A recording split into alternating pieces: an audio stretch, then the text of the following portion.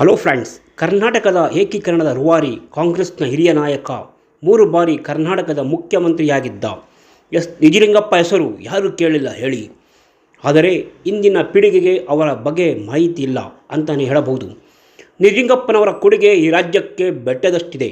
ಹಾಗೆಯೇ ಕರ್ನಾಟಕದಲ್ಲಿ ಕಾಂಗ್ರೆಸ್ ಪಕ್ಷದ ಅಸ್ತಿತ್ವಕ್ಕೆ ಭದ್ರ ಬುನಾದಿ ಹಾಕಿಕೊಟ್ಟವರಲ್ಲಿ ನಿಜಲಿಂಗಪ್ಪನವರು ಸಹ ಪ್ರಮುಖರು.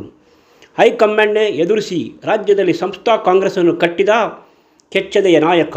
ಇವತ್ತು ಇಂತಹ ನಾಯಕನನ್ನು ಕಾಂಗ್ರೆಸ್ ಸರ್ಕಾರ ಕಡೆಗಣಿಸಿದೆ. ಬೆಂಗಳೂರಿಗೆ ಕಾವೇರಿ ನೀರನ್ನು ತರಬೇಕೆಂದು ಯೋಜನೆ ರೂಪಿಸಿ ಬಜೆಟ್ನಲ್ಲಿ ಅನುದಾನ ಒದಗಿಸಿ ಭೂಮಿ ಪೂಜೆ ನೆರವೇರಿಸಿದ ಮಹಾನ್ ನಾಯಕ ನಿಜಲಿಂಗಪ್ಪ.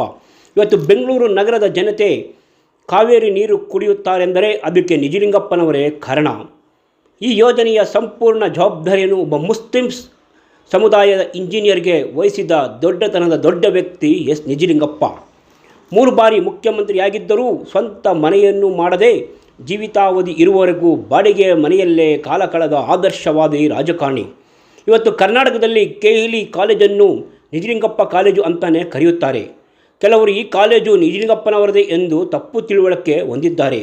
ಆದರೆ ಈ ಕಾಲೇಜಿನವರು ಸಹ ನಿಜಲಿಂಗಪ್ಪನವರನ್ನು ಮರೆತಿದ್ದಾರೆ. ನಿಜಕ್ಕೂ ದುರಂತ. ನಿಜಲಿಂಗಪ್ಪನವರು ಈ ಕಾಲೇಜಿಗೆ ಜಾಗವನ್ನು ಕೊಟ್ಟಿದ್ದರಂತೆ. ಆದರೆ ಆ ಜಾಗದ ನೆನಪಿಗಾದರೂ ನಿಜಲಿಂಗಪ್ಪನ ನೆನೆಸಿಕೊಳ್ಳಬೇಕಾದ್ದು ಕಾಲೇಜಿನ ಆಡಳಿತ ಮಂಡಳಿಯ ಕರ್ತವ್ಯವಾಗಿತ್ತು. ಅದನ್ನು ಮರೆತಿದ್ದಾರೆ ಫ್ರೆಂಡ್ಸ್. ಇರಲಿ, ಈ ನಡುವೆ ನಿಜಲಿಂಗಪ್ಪನವರನ್ನು ಸ್ಮರಿಸಬೇಕು, ಅವರ ಕೊಡುಗೆಯನ್ನು ನೆನೆಯಬೇಕು ಎನ್ನುವ ಉದ್ದೇಶದಿಂದ ಕನ್ನಡ ಚಳವಳಿ ಹಿರಿಯ ಹೋರಾಟಗಾರ ಪಾಲನೇತ್ರರವರು ತಮ್ಮ ತಂಡದ ಜೊತೆ ಇಂದು ನಿಜಲಿಂಗಪ್ಪನವರ 25ನೇ ವರ್ಷದ ಪುಣ್ಯ ಸ್ಮರಣೆಯ ಕಾರ್ಯಕ್ರಮವನ್ನು ಆಯೋಜಿಸಿದರು. ಅದರ ಉದ್ಘಾಟನೆಯನ್ನು ನಿವೃತ್ತ ನ್ಯಾಯಮೂರ್ತಿ ಡಾಕ್ಟರ್ ಶಿವರಾಜ್ ಪಾಟೀಲ್ ನೆರವೇರಿಸಿದರು. ಕೇಂದ್ರ ರೈಲ್ವೆ ಹಾಗೂ ಜಲಶಕ್ತಿ ಸಚಿವ ವಿ ಸೋಮಣ್ಣ ಸೇರಿದಂತೆ ಅನೇಕ ಪ್ರಮುಖರು ಈ ಕಾರ್ಯಕ್ರಮದಲ್ಲಿ ಭಾಗವಹಿಸಿದ್ದರು. ಕನ್ನಡ ಸಾಹಿತ್ಯ ಪರಿಷತ್ತಿನ ಅಧ್ಯಕ್ಷ ನಾಡೋಜ ಮಹೇಶ್ ಜೋಶಿ, ಮಾಜಿ ರಾಜ್ಯಸಭಾ ಸದಸ್ಯ ಎಚ್ ಹನುಮಂತಪ್ಪ, ಸಾಹಿತಿ ನಾಡೋಜ ಡಾಕ್ಟರ್ ಹಂಪ ನಾಗರಾಜಯ್ಯ ಮತ್ತು doctor Arun Somanna, MK Shivashankar, BK Chandradhar, scan Krishnamurthy ಎಲ್ಲರೂ ಸೇರಿ ಈ ಕಾರ್ಯಕ್ರಮದಲ್ಲಿ ಭಾಗಿಯಾಗಿದ್ದರು. ಕೇಂದ್ರ ರೈಲ್ವೆ ಹಾಗೂ ಜಲಶಕ್ತಿ ಸಚಿವ ವಿ ಸೋಮಣ್ಣ ಮಾತನಾಡಿ, ರಾಜಕಾರಣ 5 ವರ್ಷಕ್ಕೆ ಬದಲಾಗುತ್ತದೆ. ರಾಜಕೀಯ ಮುಳ್ಳಿನ ಹಾಸಿಗೆ. ನಿಜಲಿಂಗಪ್ಪನವರ ಕಾಲದಲ್ಲಿ ಪ್ರಾಮಾಣಿಕತೆ, ಬದ್ಧತೆ ಇತ್ತು. ರಾಷ್ಟ್ರದ ರಾಜಕೀಯದಲ್ಲಿ ನಿಜಲಿಂಗಪ್ಪನವರ ಹೆಸರು ಸ್ಥಿರಸ್ಥಾಯಿಯಾಗಿದೆ ಎಂದು ಅಭಿಪ್ರಾಯಪಟ್ಟರು.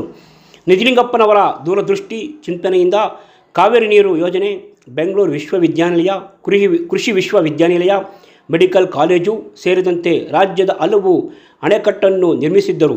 ನಿಜಲಿಂಗಪ್ಪನವರು ಆದರ್ಶ ಬಿಟ್ಟಿದ್ದರೆ ರಾಷ್ಟ್ರಪತಿಯಾಗಬಹುದಿತ್ತೆಂದು ವಿ ಸೋಮಣ್ಣ ಅಭಿಪ್ರಾಯಪಟ್ಟರು. ನಿಜಲಿಂಗಪ್ಪ ಮತ್ತು ಕೆಂಗಲ್ ಹನುಮಂತಯ್ಯನವರ ಜೀವನ ಚರಿತ್ರೆಯನ್ನು ಪಠ್ಯಪುಸ್ತಕದಲ್ಲಿ ಅಳವಡಿಸಬೇಕು ಎಂದು ರಾಜ್ಯ ಸರ್ಕಾರಕ್ಕೆ ಮನವಿ ಮಾಡಿದರು. ಇದೇ ಸಂದರ್ಭದಲ್ಲಿ ಪ್ರಧಾನಿ ನರೇಂದ್ರ ಮೋದಿಯವರು 8 ಲಕ್ಷ ಕೋಟಿ ರೂಪಾಯಿ ವೆಚ್ಚದಲ್ಲಿ ಇಡೀ ದೇಶದಲ್ಲಿಯೇ ಶುದ್ಧ ಕುಡಿಯುವ ನೀರಿನ ಘಟಕವನ್ನು ತೆರೆಯಬೇಕೆಂದು ಯೋಚನೆ ಮಾಡಿದ್ದಾರೆ.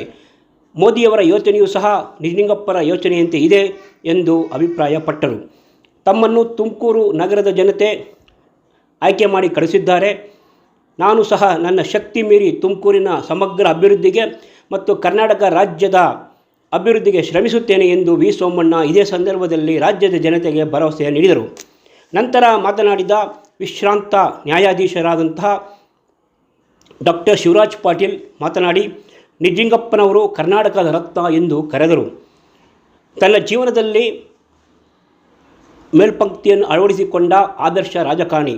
ಅಂತಹ ರಾಜಕಾರಣಿ ರಾಷ್ಟ್ರದ ರಾಜಕೀಯದಲ್ಲೇ ಅಪರೂಪ. ಇಂಥ ರಾಜಕಾರಣಿಯವರ ಸಾಲಿನಲ್ಲಿ ಲಾಲ್ ಬಹದ್ದೂರ್ ಶಾಸ್ತ್ರಿ, ನಜಾರಿ ಗುಂದಲಾಲ್ ಅವರವರು ಸಹ ಸೇರುತ್ತಾರೆ. ಲಾಲ್ ಬಹದ್ದೂರ್ ಶಾಸ್ತ್ರಿಯವರ ಸಂಬಳ 40 ರೂಪಾಯಿ ಇತ್ತು. ಆದರೆ ಅವರ ಸಂಸಾರಕ್ಕೆ ಬೇಕಾಗಿದ್ದು 30 ರೂಪಾಯಿ.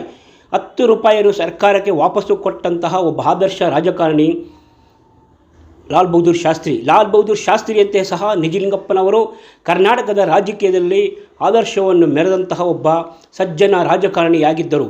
ಅವರ ಜೀವಿತಾವಧಿಯವರೆಗೂ ಒಂದು ನಿವೇಶನವಾಗಲಿ, ಒಂದು ಮನೆಯಾಗಲಿ ಹೊಂದಿರಲಿಲ್ಲ. 3 ಬಾರಿ ಮುಖ್ಯಮಂತ್ರಿಯಾಗಿದ್ದರೂ ನಿಜಲಿಂಗಪ್ಪನವರು ಯಾವುದೇ ಆಸೆಗಳಿಗೆ ಬಲಿಯಾಗಲಿಲ್ಲ ಎಂಬುದೇ ಒಂದು ದೊಡ್ಡ ಸಂಗತಿಯಾಗಿದೆ.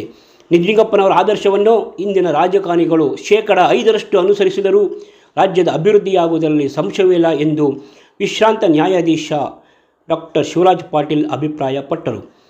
ತಮ್ಮ ಮೊಬೈಲ್ನ ಬಲಭಾಗದಲ್ಲಿರುವ ಐಕಾನ್ ಬಟನ್ ಒತ್ತುವ ಮೂಲಕ ನಮ್ಮ ಚಾನೆಲ್ಗೆ ಸಬ್ಸ್ಕ್ರೈಬರ್ ಆಗಿ. ನಮಸ್ಕಾರ.